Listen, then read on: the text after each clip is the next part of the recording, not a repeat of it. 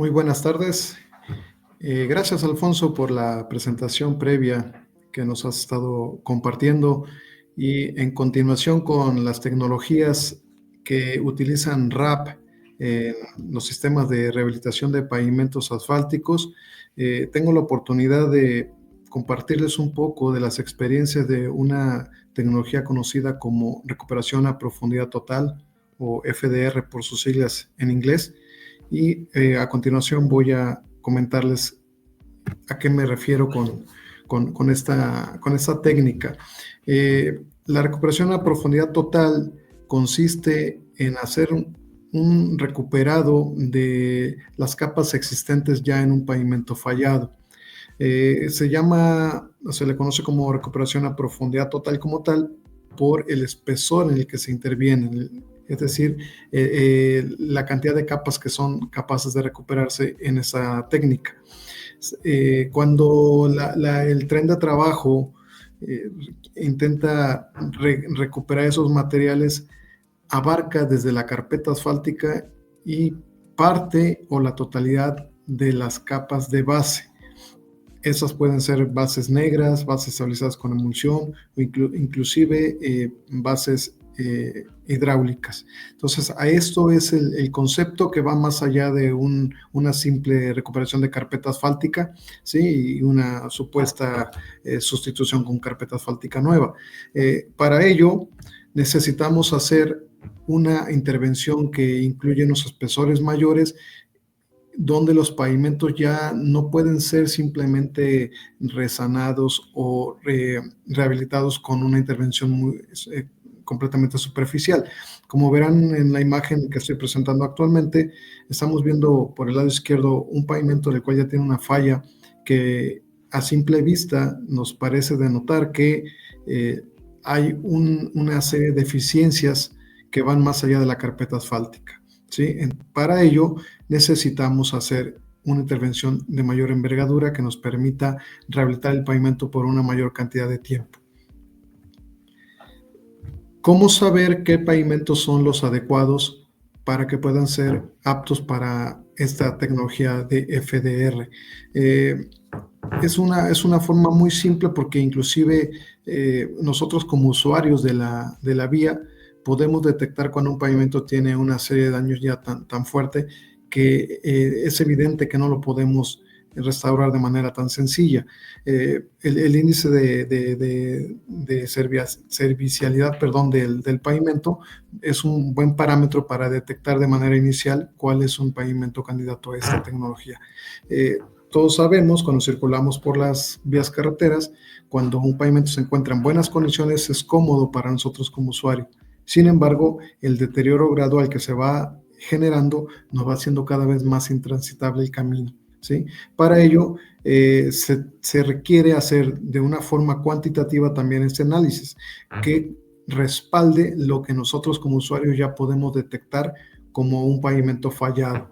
Entonces, de una forma visual, podemos hacer un primer acercamiento para detectarlo, ¿sí?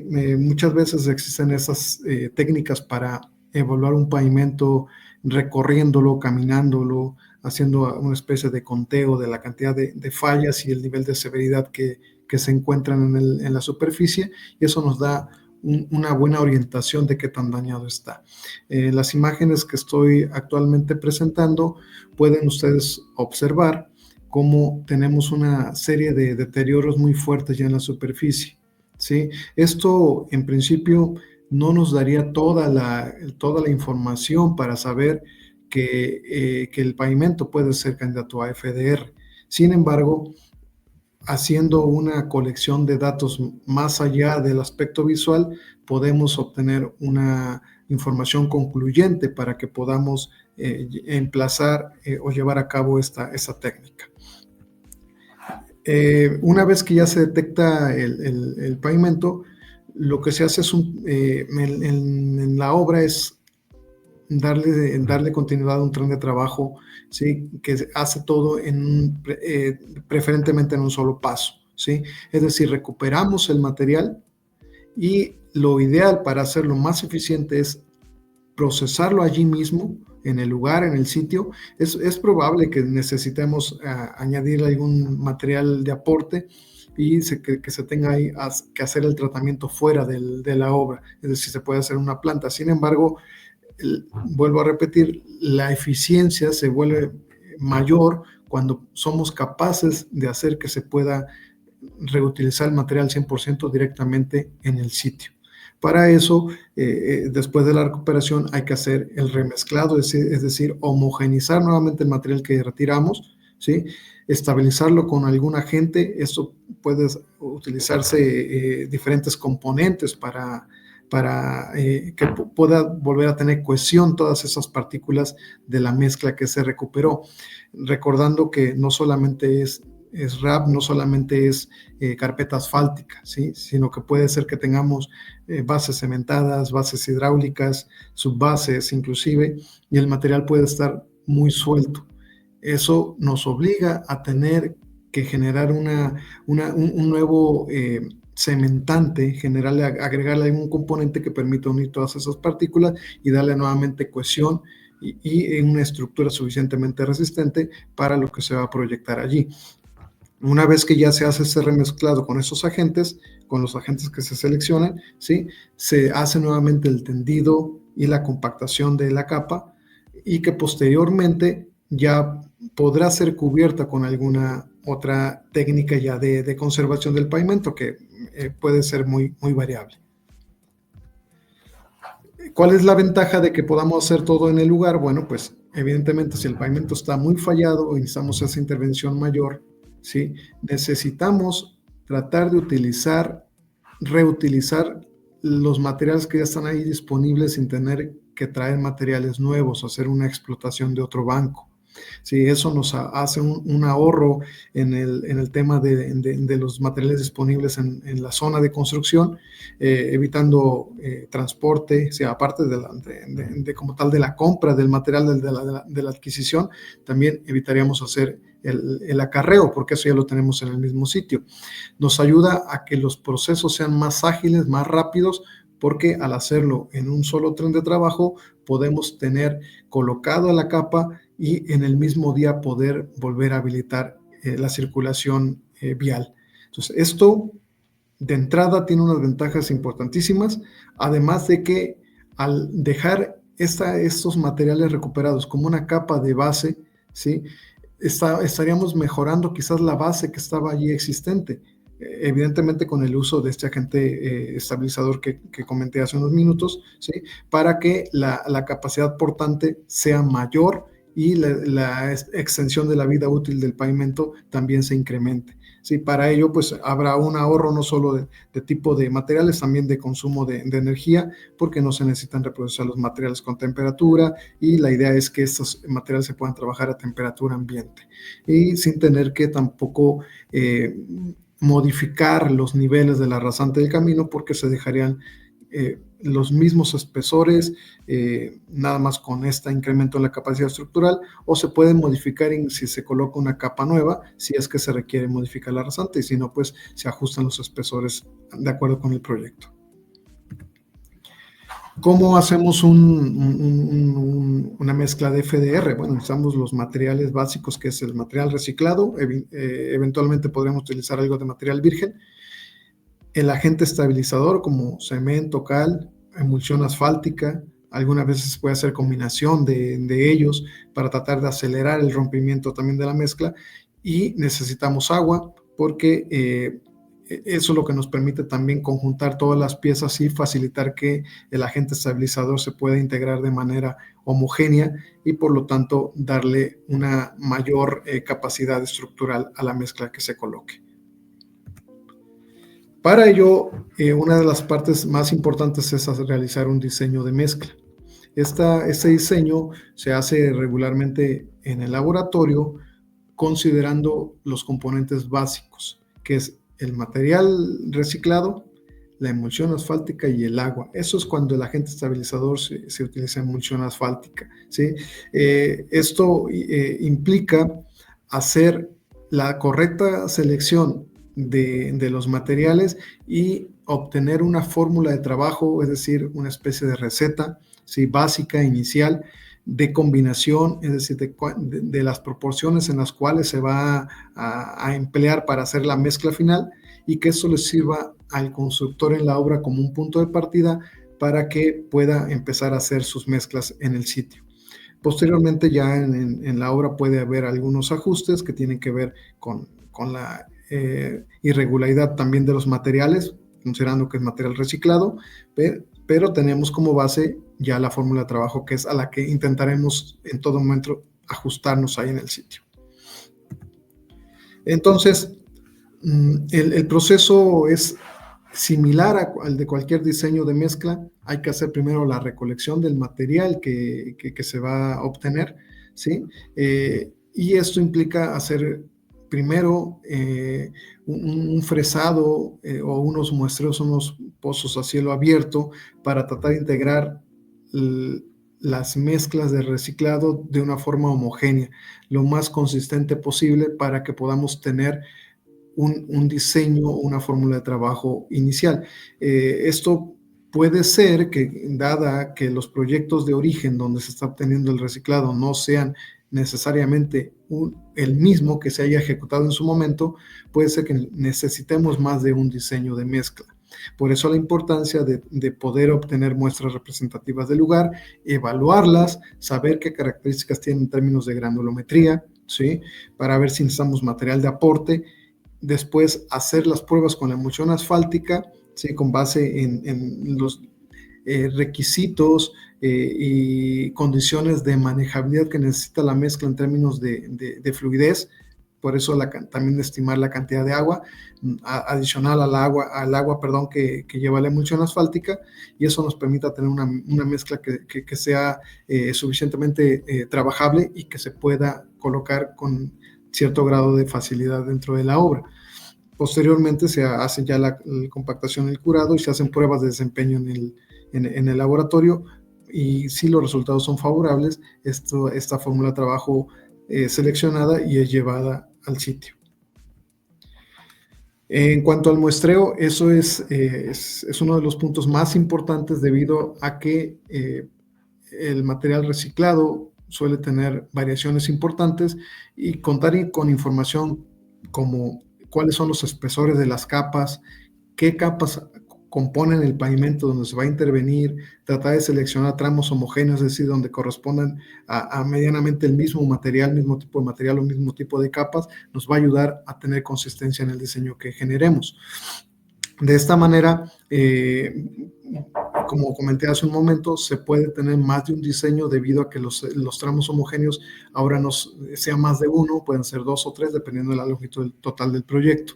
Sí, para ello, entonces, es importantísimo que la selección de los materiales se haga en el tiempo oportuno, con suficiente tiempo de antelación, antes de empezar a hacer los trabajos de construcción en la obra, para tener algo de certeza sobre los materiales que vamos a trabajar. El material reciclado se lleva al laboratorio, se saca la granulometría, se extrae el asfalto, ¿sí? De tal manera que podamos entender y conocer cuáles son las características de lo que está colocado en ese reciclado, ¿sí?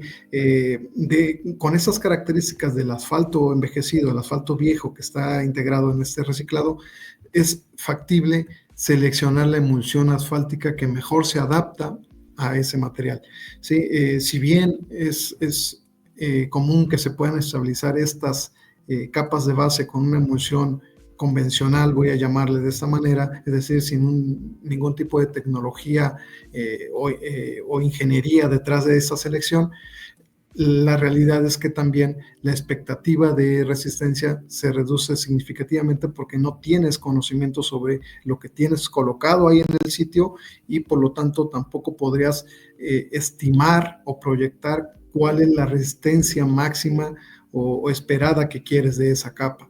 Por eso la importancia de hacer un análisis mucho más profundo sobre las características de los materiales que tienes, para que así la selección de la emulsión asfáltica también sea pensada de esa misma manera.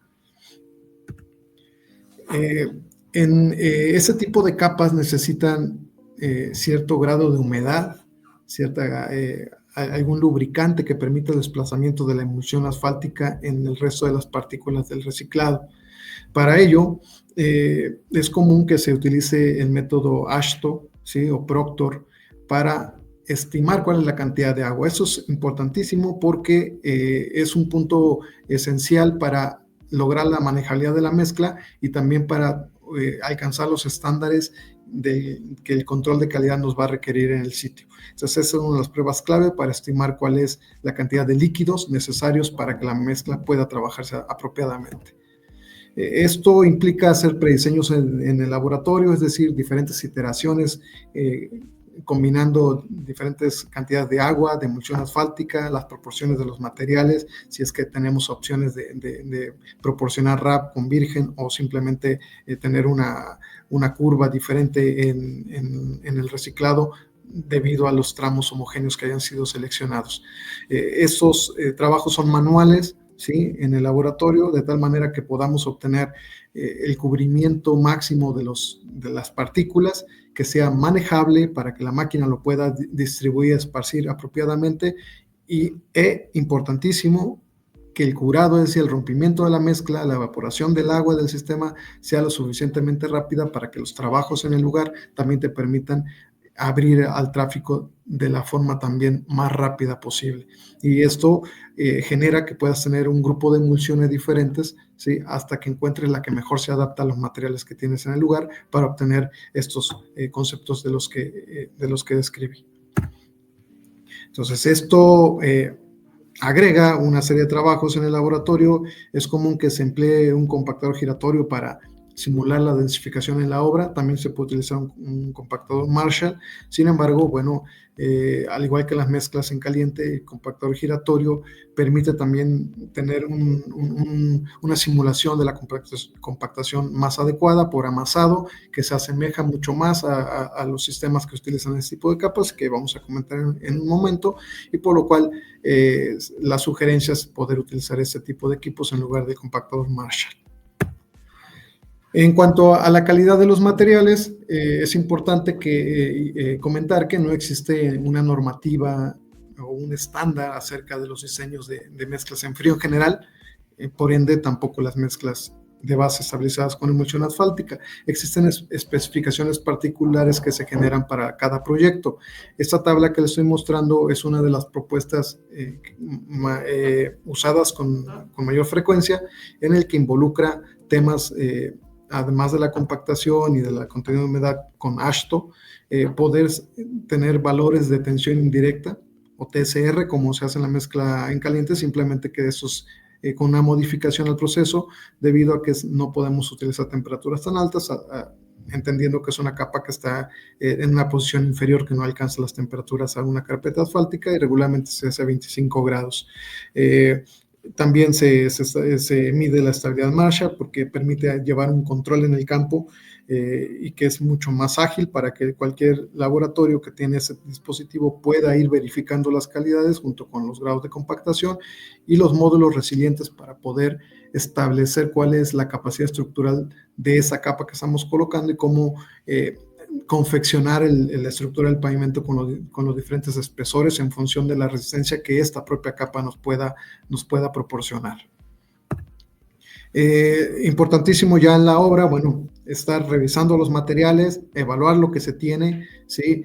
Llevar los materiales al laboratorio para seleccionar la emulsión, ver cuáles son los requisitos del proyecto, es decir, qué esperamos, qué tráfico hay, qué tipo de cargas son las que se van a dar en ese lugar, y eso le permite al proyectista, al diseñador del pavimento, poder establecer cuál es el alcance que podríamos esperar también en una capa de este tipo.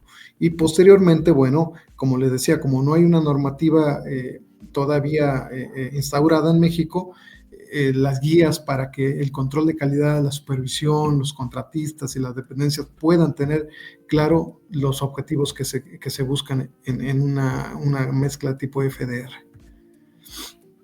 Para ello, importantísimo los trabajos previos, se pueden hacer la evaluación del pavimento con pruebas como el deflectómetro de impacto. Sí puede utilizarse un cono dinámico o GeoGauge, como algunas ocasiones se puede utilizar, sí, y es para tratar de establecer cuáles son los módulos o las resistencias de los pavimentos, ya sea antes o después de que ya se aplicó el FDR y de esa manera compararlos. En la construcción, pues tener la maquinaria apropiada, ¿sí? Para poder hacer la recuperación en la profundidad o el espesor que ya establecimos en el proyecto, que sea capaz de homogenizar, de inyectar el agua y el agente estabilizador, el filler, cemento cal si es necesario, y maquinaria adicional como pipas de agua, que se vuelven esenciales debido a que la manejabilidad está en función de esta cantidad de líquidos que hay presentes, y el agua juega un papel esencial para poder facilitar esta manejabilidad de la mezcla. Hacer trabajos de perfil, perdón, hacer trabajos para perfilar la superficie con motoconformadoras, ¿sí? Para que también los niveles del proyecto puedan quedar de acuerdo con lo que se estableció de origen y que no se tenga que cambiar la rasante de una forma importante si no es necesario, o cambiarla en el caso de que sí haya sido previsto. Las recuperadoras que tengan la suficiente alcance, ¿sí? Las suficientes puntas para que puedan hacer esa recuperación también de manera homogénea.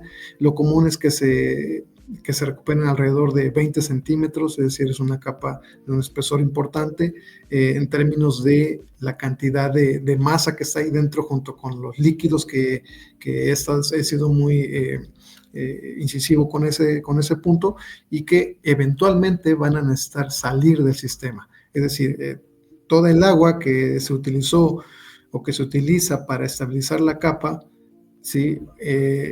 En algún momento tendrá que salir para dejar simplemente la parte asfáltica junto con los materiales.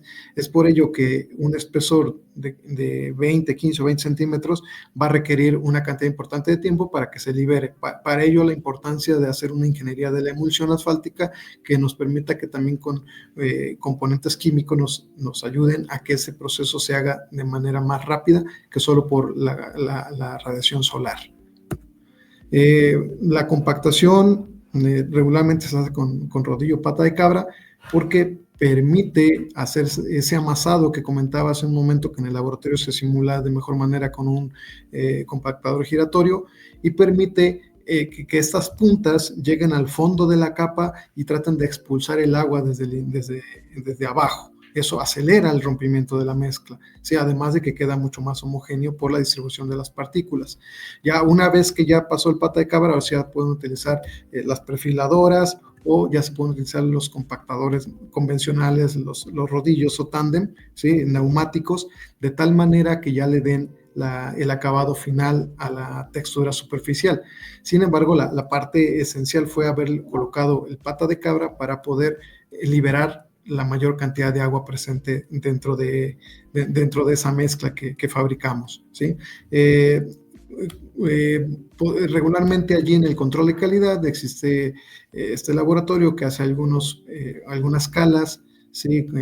Para determinar que la densificación, es decir, el grado de compactación, se alcance, similar a lo que se estimó en el proceso o el procedimiento de Proctor o Ashton modificado, para encontrar la correspondencia del peso volumétrico que se debería haber alcanzado antes de que se libere el tramo, muy similar a cualquier otro tipo de base.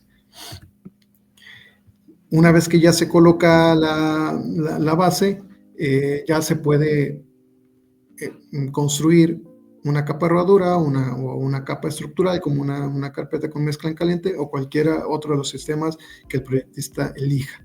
Sí, ya esto es algunas de las fotografías de cómo quedaría después de que se instauró debajo una capa de FDR y ya se le colocó una capa de protección. Como colofón a todo esto que he descrito como la técnica de FDR, les compartiré un dato o una serie de datos de un caso de estudio real donde se aplicó esta tecnología. Estas imágenes que ustedes ven del lado derecho, la parte inferior del lado derecho, es la forma como estaba el pavimento, ¿sí? El daño ya era muy severo. Si ustedes ven mucho agrietamiento, agrietamiento por fatiga, agrietamiento longitudinal, transversal, zonas ya de baches, parches, ¿sí? El pavimento completamente dañado, la estructura existente, la que está mostrada en el lado izquierdo, y con los cálculos que se hicieron en función de las características del camino, se estimó que teníamos una vida remanente de 3 años, lo cual implicaba hacer una intervención ya importante para que pudiera extenderse la operación del camino.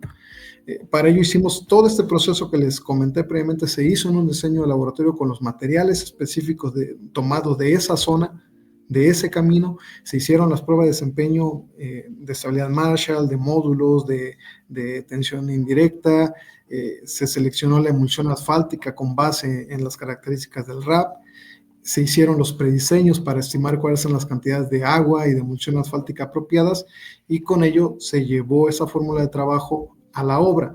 El constructor se encargó de replicar esta fórmula de trabajo siguiendo el proceso constructivo también ya descrito, que es la recuperación, perfilado, compactación, ¿sí? Hacer todas las pruebas de calidad para ver los grados de compactación antes de liberar el tráfico, y esto nos permitió alcanzar los resultados que actualmente estoy presentando.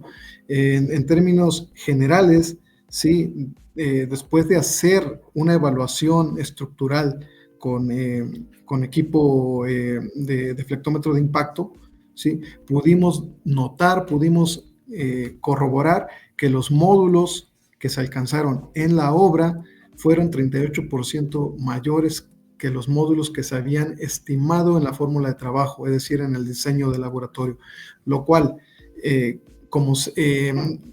el proyecto se estimaron o se proyectó la vida útil de este camino en función de lo que se obtuvo en el laboratorio, esperábamos que tuviéramos una vida de proyecto de 10 años adicionales una vez que se construyera el FDR. Dado que los módulos en la obra fueron mayores, logramos incrementar o proyectar la vida útil del camino por 13 años, es decir, 3 años más de lo que habíamos previsto. Eso nos permite conocer y también tener la certeza de que cuando esta capa es construida con la tecnología adecuada y con los procesos apropiados, la vida útil del pavimento puede ser por lo menos la misma que se estima en el diseño de laboratorio. Si se mejoran los procesos en la obra, si se tienen los controles, el control de calidad, la supervisión y todas las partes trabajan en conjunto para lograr el objetivo, el FDR resulta ser una opción muy favorable para cuando se necesitan estabilizar bases en pavimentos muy dañados y que necesites hacer una intervención a una profundidad mayor que solo una sustitución de carpeta asfáltica. De esta manera, como conclusión, podemos tener a la mano la tecnología de FDR como una de las principales para poder colocarlas en un sistema de rehabilitación de pavimentos. Muchas gracias por su atención.